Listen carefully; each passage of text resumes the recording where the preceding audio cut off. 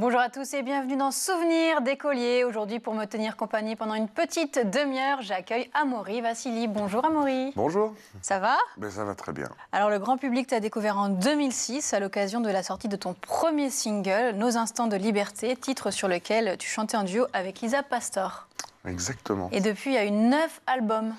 Et oui, la carrière s'est un peu étoffée. Et, il a fallu en effet continuer. Il y a eu une participation à l'Eurovision. Voilà, après, 2011. Et une victoire en 2022 dans le costume de la tortue dans Mask Singer.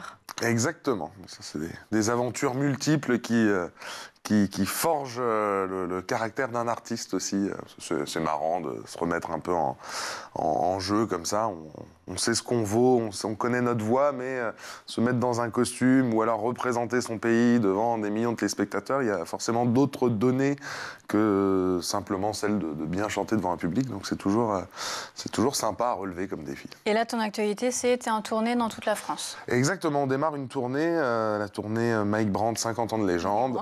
Voilà, c'est ça. Il y a 10 ans, j'avais déjà repris Mike Brandt pour un album hommage, et ça avait très très bien fonctionné. Et là, c'est le 50e anniversaire, donc j'avais envie de mettre sur pied ce spectacle. Et donc on tourne à partir de début 2025 dans toute la France. Voilà. Oh, c'est tout de suite, quoi. C'est là. Est-ce qu'il y a d'autres projets dans les prochains mois? Oui, il y a un album qui est en préparation. J'ai écrit et je compose beaucoup ces derniers temps. Alors voilà, je suis en quête de certitude là en ce moment, parce que voilà, quand on est sur un album d'inédit, il y a plein d'autres questions qui rentrent en ligne de compte, et donc je vais prendre le temps de bien finir ce projet pour pouvoir le proposer à mon public en temps voulu. On arrête de regarder devant, on regarde derrière. Pour commencer, tu as grandi où? Alors j'ai grandi principalement en Normandie, près de Rouen.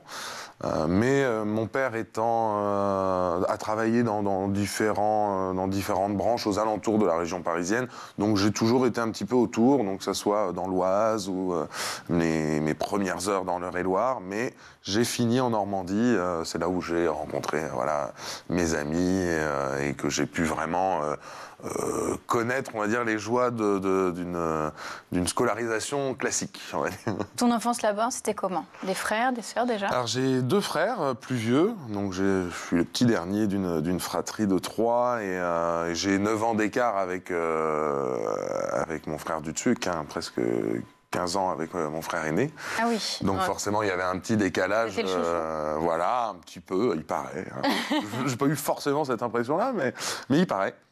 Non, et puis j'ai eu beaucoup de chance parce que ma mère a cherché pour moi le moyen le plus adéquat pour que je puisse m'épanouir. Et voilà, j'avais fait moi pas mal de sport, etc. Mais j'aimais bien le sport, mais je trouvais pas le truc qui me faisait vibrer. Et un jour, la chanson est rentrée dans ma vie grâce à ma maman qui m'a inscrit à un cours de comédie musicale. Et donc c'était en parallèle, évidemment, de ma scolarité. Donc j'avais 9 ans pour la première fois. Ah oui. Donc c'était vraiment de comédie. Oui, alors on apprenait à chanter, danser, on apprenait un petit peu les arts du cirque. C'était vraiment des premières notions.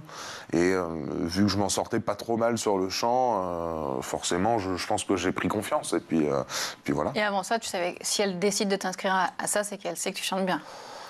Pas forcément, parce que en fait, j'avais essayé encore une fois des instruments de musique, et c'est pareil. J'aimais bien, mais j'étais pas assez travailleur. Et c'est vrai que la voix, ça a été un test. Elle m'a inscrit dans cette école, c'était vraiment un test, et la voix naturellement se plaçait bien. Donc il y avait quelque chose de logique, que en effet la directrice avait redit à ma mère. Elle dit que voilà, ça paraissait être le bon endroit pour moi en tout cas. L'enfance, globalement, c'est un souvenir heureux?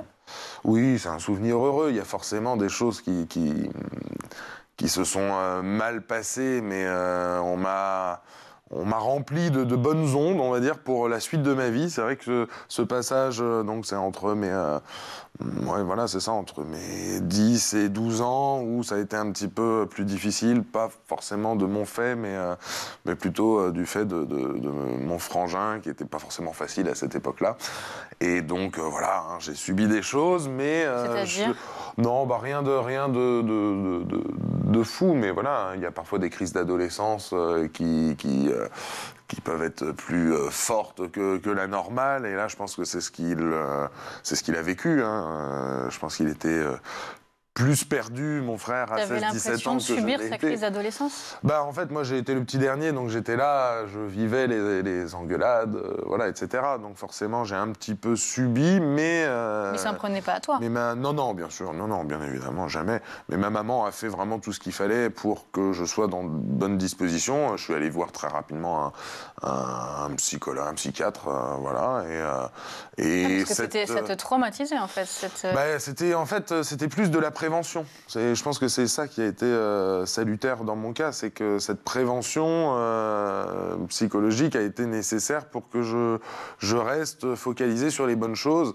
Et c'est vrai que ça a été une période en fait où mon frère, peu de temps avant, avait découvert que c'était un enfant précoce, donc ce qu'on appelle aujourd'hui HPI. Et donc forcément, quand moi j'ai vu tout ce qu'il faisait à cette époque-là, ma vision d'enfant, c'était de ne pas être comme lui, tout simplement. Donc, pour pas être comme lui, fallait que je fasse un test pour savoir si j'étais moi aussi. Et du coup, j'étais HPI moi aussi. Donc, du coup, ça m'a pas, à ce moment-là, ça n'a pas été une aide. Hein, ça a été plutôt, au contraire, un petit coup de massue. Mais en effet, la psychiatre m'a vraiment mis dans le bon mood et m'a vraiment donné... je dirais de la confiance et cette confiance je l'utilise un petit peu dans tous les aspects de mon métier. Et être HPI, ça se manifestait comment dans ta scolarité? En fait, c'était... Déjà, tu l'apprends à quel âge? À l'époque, déjà, on appelait ça des surdoués encore. Ouais. Il y avait ce terme-là. Alors déjà, ce terme-là, forcément, il n'a pas aidé beaucoup d'enfants, je pense, parce que je me suis retrouvé avec des profs qui, ne comprenant pas ces choses-là, ont tout de suite pensé que si j'étais surdoué, j'étais capable de faire plus. Très bêtement. Et non, un enfant précoce, c'est pas quelqu'un qui fait plus de masse de travail nécessairement. Moi, je le vois pas comme ça. En tout cas, je le vois un peu, moi, comme un peu l'évolution un peu de l'espèce humaine. C'est-à-dire que petit à petit, d'ailleurs, je pense que c'est pas faux, parce qu'il y a de plus en plus de personnes HPI, je crois, détectées. Qui sont détectées, surtout. Aussi, voilà. Et donc, je pense que peut-être qu'il y a un fonctionnement qui est plus...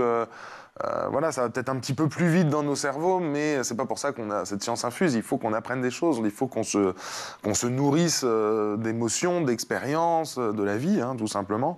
Et donc moi, l'école, en fait, le rapport à l'école, il a été compliqué dès le début parce que je dirais que jusqu'en CP, voilà, il n'y a pas eu de souci. Après CP, j'ai très vite réussi à lire. En un trimestre, je savais lire sans problème. Donc on m'a passé dans le côté CE1. Ah, t'as sauté une classe? Oui, alors après c'était des classes, c'était multi-classes dans un même cours. Donc bon, voilà, je suis passé très vite au CE1. J'ai fini l'année même en CE2. Ah oui, t'as sauté 2 classes maintenant. Puis on a déménagé. Et du coup, le nouvel établissement voulait que je refasse un CE2 parce que j'avais peut-être été un petit peu rapide à passer ces 2 classes-là. Donc je suis resté en CE2 pendant... Mais tu avais toujours un an d'avance. Mais j'avais toujours un an d'avance, voilà. Ensuite, je passe... l'année ne se termine pas. Je fais un trimestre et demi en CE2. Et là, du coup, on me passe en CM1. Et rebelote, je refais un trimestre, machin. Je repasse en CM2. Ah, tu ressors encore une classe?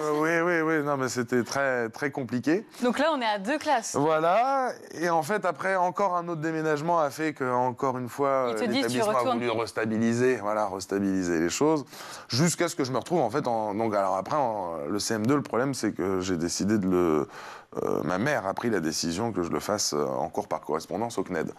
Parce que justement, elle n'était pas forcément satisfaite que l'établissement... Voilà, c'était un peu compliqué avec les établissements pour faire comprendre. Et pourquoi vous déménagiez tout le temps comme ça? Parce que c'était mon père qui avait des missions. Voilà, toujours aux côtés de Rouen ou de Paris? Pendant un temps, il était au ministère du Travail. Après, il était ingénieur pour une société dans une certaine branche.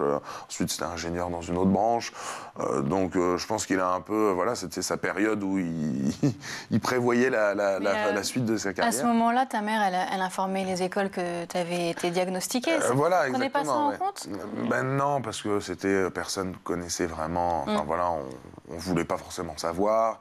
Et puis, je pense que les personnes qui ont essayé de démocratiser un petit peu ça ont voulu aider, mais peut-être pas toujours de la bonne manière. Et je pense que parfois, voilà, mettre les enfants précoces, les HPI à part, c'était pas une solution. Et moi, c'est un peu la solution que ma mère pensait être la bonne à l'époque. C'est qu'elle a décidé, voyant que les profs soit me donnaient plus d'exercices, soit, enfin, n'avaient jamais la bonne solution. Donc, elle s'est dit à un moment que peut-être la solution, c'était de créer des classes HPI, des classes d'enfants surdoués. Elle a créé ça, ta maman? Elle a essayé, je crois, dans l'établissement où j'étais. Elle était justement avec les associations de parents d'élèves à essayer de trouver, parce que j'étais pas le seul dans ce cas-là et dans cet établissement-là. Donc le but, c'était de trouver des solutions, et malheureusement, j'aurais tendance à penser que les solutions à l'époque n'étaient pas forcément les meilleures. Mais pour autant, moi, j'ai eu la chance d'être bien protégé. J'ai été sociabilisé. Enfin, j'ai jamais été désociabilisé parce que j'ai été. Mais le CM2, la dernière année, tu l'as fait quand même par correspondance. Intégralement par correspondance. Et puis, c'est revenu un peu plus tard. Mais après, tu vas dans un sixième, en sixième. Sixième, je reviens dans un collège. Voilà, c'était un collège privé. Et ça se passe pas super bien parce que le collège, c'est un cap. Et puis là, en termes d'âge et de sociabilisation, peut-être, non? C'est plus. Je sais pas. C'est vrai que moi, il y a eu une cassure parce qu'il y avait le regard véritable des autres élèves, chose qu'on a peut-être un petit peu moins quand on est dans les classes inférieures. Bien sûr. En tout cas, à mon époque, on l'avait un petit peu moins. Au collège, c'est difficile. La sixième a été difficile, donc je m'en suis pris plein dans la tête et j'ai un peu subi pendant cette sixième les élèves. Qui étaient plus aisés que moi, parce que voilà, j'avais pas de fringues de marque et tout, et ça c'était le truc qui revenait. Tu t'es senti mis à l'écart? Oui, ça a été difficile, ouais, cette année de sixième là, elle a pas été très chouette. Et là, tu as encore un an d'avance? Et j'ai toujours un an d'avance. Et je garderai cette année d'avance jusqu'au bout, jusqu'à ce que j'arrête. Oui, je sais pas si c'est bien. T'as arrêté quand? J'ai arrêté très rapidement en fait, parce que j'ai arrêté en première. Ah oui, t'as pas eu le bac? C'est là où, non, je n'ai même pas cherché à l'avoir, en fait. Parce que j'ai développé, du coup, une manière de penser qui est propre à ma personne, mais j'estime que, voilà, la culture, ça s'acquiert de bien des manières différentes, et que le bac n'était pas ce dont j'avais besoin pour que ma vie prenne... Et tes parents sont OK? Mes parents, ils sont OK. Ils ont des gosses qui sont pas comme tous les gosses. Donc, du coup, ils essaient de trouver les bonnes solutions. Et moi, ils m'ont vraiment, vu que mon frère, il y a eu des choses qui se sont un peu moins bien passées, ils ont vraiment, moi, essayé de m'épanouir, que ça soit par le biais des hobbies ou peu importe, quoi. Le but, c'était de trouver quelque chose qui me faisait du bien, tout simplement. Et donc, c'est vrai que la musique, très naturellement, s'est imposée, et le hasard a bien fait les choses, les écoles, une école de chant dans laquelle je suis allé. Mais bon, c'est pareil, hein, j'ai enchaîné, encore une fois, les castings se sont bien passés, donc je suis passé dans une maison de disques, et puis etc., etc. Ça a été très rapide à chaque fois. Tous les passages ont été furtifs, et il fallait ensuite que je trouve moi-même la notion d'équilibre, peu importe le domaine dans lequel j'étais, que ça soit à l'école ou même dans la vie professionnelle. Et voilà, moi, cette situation scolaire s'est poursuivie, parce que voilà, la cinquième, ça a été aussi une année où j'ai été redéscolarisé en cours d'année de cette étape. Parce que là, il y avait mon frère qui était rentré dans le même établissement, qui lui était en terminale, qui devait passer son bac. Voilà, il y a eu des choses qui se sont mal passées, donc du coup, j'ai été retiré de cet établissement. J'ai l'impression que c'était une terreur, ton frère. Pourtant, pas tant que ça, mais il était inadapté à ce que l'éducation nationale avait à proposer à cette époque. En tout cas, ça, c'est une évidence. Et puis, moi, Toi aussi, tu te sentais inadapté? Oui, je me suis senti inadapté, oui, totalement. Parce que du coup, voilà, la cinquième, je faisais la moitié chez moi, la moitié au lycée. La quatrième, je restais chez moi. Je faisais toute la quatrième en cours par correspondance au CNED. Et la troisième, en fait, j'avais des matières que je faisais au collège local et des matières que je faisais au CNED. Donc, en gros, le maths, français... Ça, c'est les inspecteurs de l'éducation nationale. Mais t'arrivais à travailler tout seul à la maison? Alors, ma mère a été très présente au départ. Sur la troisième, il fallait que je sois un petit peu plus autonome, et ça n'a pas été facile, mais j'ai réussi. Parce que moi, si tu me laisses à la maison en troisième, j'ai pas envie de travailler. Je dirais que c'est là que ça a commencé à se gâter. C'est là que j'ai connu mes amis, qui sont toujours mes amis de maintenant. Donc forcément, il y a eu plein de bêtises, il y a eu plein de choses, mais voilà, j'ai tenu les objectifs. Bon, c'était le brevet des collèges que j'avais grandement eu, on va dire, sur le contrôle continu d'avant. Et puis voilà, puis après, la seconde, c'est pareil. La seconde, c'est encore un autre cap. Donc là, il faut commencer à se préparer à la vie professionnelle. Et là, clairement, à cette époque-là, je chantais, etc. Mais il n'y avait pas de notion de C'était pas encore ton métier. Non, non, non, loin de là. Et du coup, bon, à ce moment-là, j'ai quand même réfléchi à des métiers plus logiques. Alors moi, je voulais faire de la boulangerie-pâtisserie. D'accord. T'es gourmand? Voilà. Oui. D'ailleurs, je fais Emmanuel attention depuis que j'ai un enfant parce que ça, voilà, le poids, ça va vite. Hein, on va vite à prendre des kilos. Donc, depuis que je suis papa, je vois ce que ça change quand même. 35 ans, c'est plus comme avant. Faut faire attention maintenant. Mais non, mais en tout cas, forcément, quand voilà, la vie active arrivait, il fallait trouver. Donc boulanger-pâtissier. Voilà, boulanger-pâtissier, ça me paraissait être pas mal. Et en fait, le système a fait que j'ai pas pu rentrer dans le lycée de la boulangerie.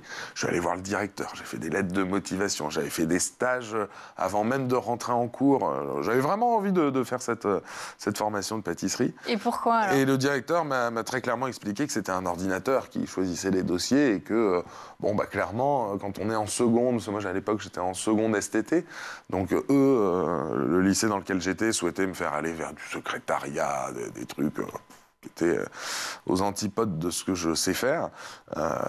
Et forcément, moi, je demandais une réorientation vers la boulangerie-pâtisserie. Et le système, il n'aime pas ces choses-là. Donc, bon, bah, à ce moment-là, moi, je m'étais inscrit. Mon meilleur ami s'était lui aussi inscrit dans cette école de boulangerie-pâtisserie, surtout pour être avec moi. Oui, j'allais dire beaucoup de vocations de boulanger. Voilà. Et il est resté. Lui a été pris parce qu'il était à l'époque en 3e techno et tout. Donc lui a été pris parce qu'il avait une grande moyenne dans sa classe. Moi, j'avais qu'un 10-12 en seconde, quoi. Et donc, j'ai pas été pris. Alors finalement, est-ce que ça a créé un peu ça a mis en place un peu mon destin, parce que c'est un peu à la suite de ça que je suis monté à Paris et que j'ai eu des opportunités qui se sont déclenchées. Mais voilà, genre de boulanger, pâtissier. T'es pas accepté, et après tu vas à Paris alors? Et du coup, je fais ça. Je monte à Paris et quelques années après, je suis dans les studios. Mais au moment où tu montes à Paris, c'est pour faire quoi alors? Bah, c'est pour justement travailler ma voix, travailler l'expression scénique. C'était dans l'école Richard Cross où j'avais été un petit peu pistonné, parce que j'avais eu la chance de rencontrer Gérard Louvain et Daniel Moine à l'époque. J'avais fait une télé aussi chez Pascal Sevran entre-temps, donc j'ai essayé de mener plusieurs... Ah oui, donc là quand même tu te diriges vraiment vers la musique. Oui, mais enfin j'ai trop de recul et j'espère avoir la tête assez bien faite justement pour avoir ce recul qui me fait me dire que... Bon, voilà, quand tu as 16, 17, 18 ans, tu vas pas commencer à penser à une carrière qui va durer, etc. Donc, en effet, le but, c'était d'évoluer dans ce milieu-là parce que ça me plaisait.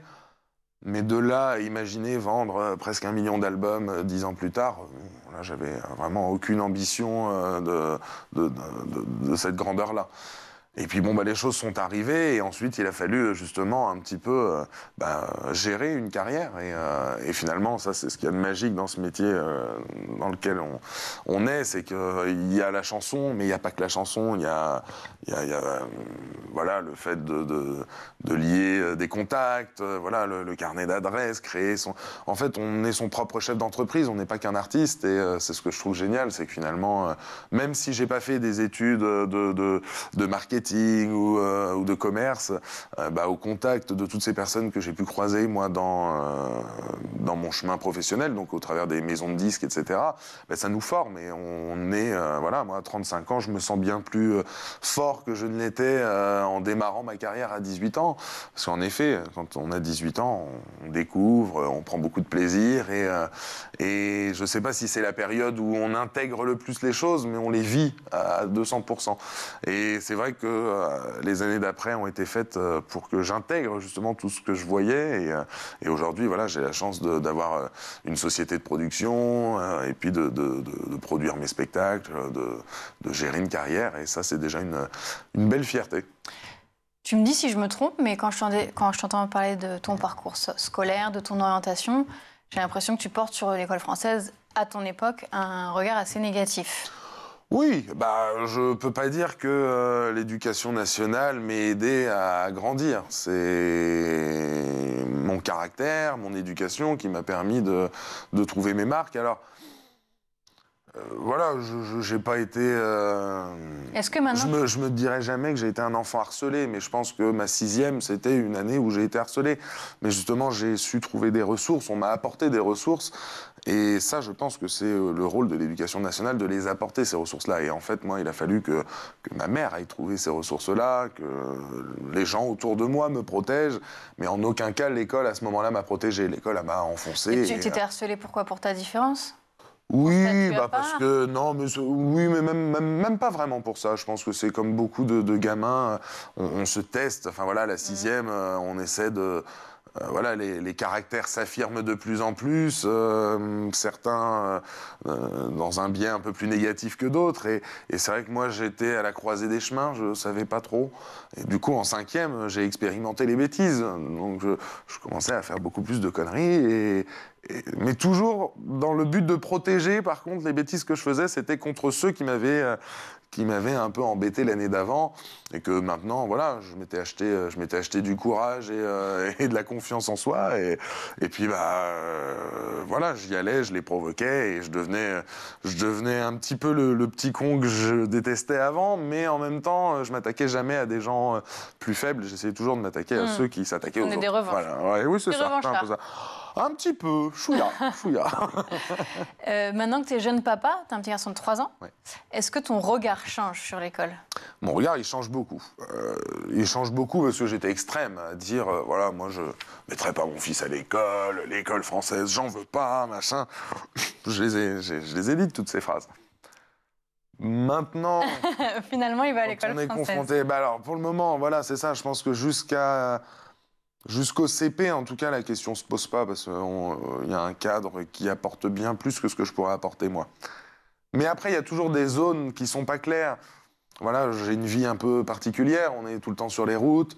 Ta femme te suit sur les routes? Ma femme gère ma société de production, donc alors c'était pas le cas il y a peu de temps, mais depuis quelques années c'est le cas. Donc parfois il faut qu'elle vienne avec moi, donc on est parfois obligé de sortir du cadre finalement. On n'est malheureusement pas comme tous les parents, on peut pas prendre nos vacances au moment des vacances. C'est compliqué. Alors on essaie d'être le plus respectueux des normes, mais voilà, quand... bah oui, parfois ça arrive d'avoir un concert dans un parc d'attractions ou de faire une prestation privée dans ce genre de cadre-là, et puis c'est hors vacances, et donc là, bah, dans ces cas-là, si ma femme a géré les choses, bah, je dois venir avec elle, moi je suis le chanteur, elle la gère, et puis bah, notre petit, bah, voilà, les grands-parents sont pas toujours disponibles quand on voudrait, et donc bah, y a des fois il faut sortir les enfants de tout ça, et c'est là où on sent que l'éducation nationale a encore du travail à faire, parce que voilà, je pense qu'elle est là pour apporter au plus grand nombre possible. Elle ne peut pas faire du cas par cas totalement. Et ça, faut en avoir conscience. Et c'est peut-être ce que je reprochais à l'école, à l'éducation nationale avant. Mais je ne peux pas lui reprocher maintenant. J'ai conscience que faire du cas par cas pour toutes les typologies de personnalité, c'est pas possible. Mais pour autant, il faut que l'éducation nationale comprenne quand il y a une bonne éducation qui est donnée à un enfant, quand l'enfant manque de rien. Et là, nous, c'est ce qu'on essaie de lui apporter. C'est-à-dire que quand on part en concert, on voit bien que... on lui apporte des choses, il vient à la rencontre du public, il discute, il sourit, il y a un échange, il y a une ouverture sur le monde. Quand on est à l'école, bah, on apprend d'autres choses aussi, hein, mais on apprend à gérer la frustration, on apprend à gérer ces choses-là. Mais j'ai quand même cette sensation qu'en l'emmenant dans certains pays du monde, voilà, quand je voyage, bah, j'ai tendance à penser que ça lui apporte plus que les quelques jours de travail qu'il va recevoir à l'éducation nationale, à rester sur une chaise à l'école et à s'ennuyer. Parce que la vérité, c'est que... Oui, mais tous les enfants n'ont pas cette opportunité-là. Oui. Ah bah non. Et puis il faut qu'il y ait un cadre qui soit le plus adapté au plus grand nombre. Pour autant, moi, c'est toujours difficile de dire, voilà... Moi, j'ai de la famille qui travaille dans l'éducation nationale en plus. Donc, tu débats un peu avec eux? Oh, je débat pas trop parce que je dis peut-être des bêtises parfois au bout d'un moment. Donc je calme, mais... Non, mais c'est toujours difficile parce qu'on voudrait toujours que ça soit parfait et ça peut pas l'être. Et quand il s'agit de nos enfants, on se pose encore plus de questions que pour nous-mêmes. Donc forcément, ça remet en cause toujours... voilà, il y a des tas de choses qui sont mises en cause par le système, par ce qu'on voit aussi, hein, voilà, moi les réseaux sociaux, tout ça, c'est un truc qui me fait flipper. Donc voilà, le collège, moi si on interdisait le portable et les réseaux sociaux, okay. Ouais, carrément. Si je te donne une baguette magique, qu'est-ce que tu changes dans l'éducation nationale? Tout le système, en fait. Je change tout, je fais table rase, et puis oui, je m'inspire... je pense qu'on peut s'inspirer actuellement de systèmes européens qui sont qui sont efficients, en tout cas dans ces pays-là. Est-ce que ces systèmes sont adaptables à notre système, à notre population française ? C'est pas sûr, et c'est peut-être là où le bas blesse, c'est que, encore une fois, voilà, le système éducatif parfait n'existe pas. Il y a des systèmes éducatifs plus appropriés à des populations. Et voilà, quand je vois les pays du Nord, l'Estonie, ou même voilà, le Danemark, la Norvège, ce sont des pays, moi, que j'admire parce que il y a une ouverture d'esprit sur l'éducation qui est parfaite. Après, ils n'ont pas les mêmes problématiques qu'on a en France. Peut-être je dis des bêtises, mais je ne pense pas qu'ils aient des problématiques avec 30-35 élèves par classe dans ces pays-là. Je pense que justement, on arrive à cadrer tout ça. Et en France, à mon avis, c'est plus difficile qu'on ne le croit aussi. On voudrait que les choses s'arrangent en claquant des doigts et justement en donnant un coup de baguette magique. Mais ça ne se passe jamais comme ça. Il faut aussi laisser le temps au temps. Mais... voilà, je pense qu'il y a des choses qui n'ont pas évolué. En fait, il y a certaines choses qui n'ont pas évolué, et puis il y en a d'autres qui évoluent un petit peu trop vite. Et ça, c'est le jeu de la société dans laquelle on est. Mais voilà, il faut essayer de trouver le juste milieu. Et puis, c'est vrai que maintenant, il y a aussi des systèmes éducatifs un peu parallèles. Je voyais les écoles Montessori, machin et tout. Bon, je n'ai pas vraiment d'avis là-dessus, parce qu'encore une fois, je pense qu'il y a des points positifs et des points négatifs, mais c'est déjà bien aussi qu'il y ait plus de possibilités pour les enfants et que ça soit un petit peu plus connu du grand public, parce que moi, quand j'étais au CNED en cours par correspondance... Tu aurais préféré aller en école Montessori ? J'en sais rien. En vrai, j'en sais rien. Mais non, parce que en aucun cas, je regrette mon chemin. Mais je peux concevoir que ce chemin scolaire n'est pas le plus logique et le plus normal. Moi, il a été plus ou moins adapté à mes besoins, et ma personnalité a fait que je suis allé me nourrir du reste. Mais il y a des enfants, il faut qu'on leur apporte plus. Et est-ce que l'éducation nationale apporte assez ? Je ne sais pas. Et je pense qu'en tout cas, ils ont que de la bonne volonté. Donc le but, c'est de tendre toujours vers le mieux. Mais on aimerait que ça aille un peu plus vite, parfois. Qu'est-ce qu'on peut te souhaiter à toi pour la suite ?